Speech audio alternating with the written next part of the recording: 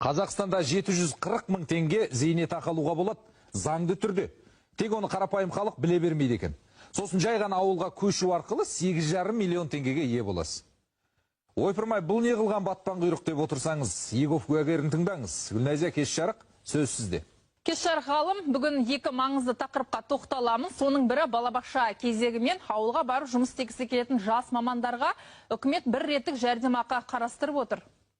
Әлеуметтік көмек 8,5 миллион теңгеден асады. Бұдан бөлек қосымша тағы да төлемдері бар екен. Толығырақ санаулы секундтан соң айтып берем.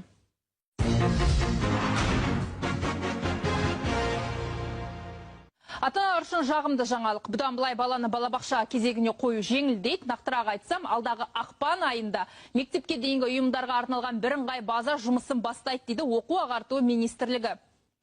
Өздеріңізге белгілі, әр өңірдің балабақшаға жолдама беретін платформасы бөлек, бірақ енді бәрі бір жүйеде болады. Осылайша министрлік балабақшадағы орынды сатумен күресіп қана қоймай, ата-анаға білім ұйымына қатысты ақпаратты қол жетімді етуді жоспарлауда.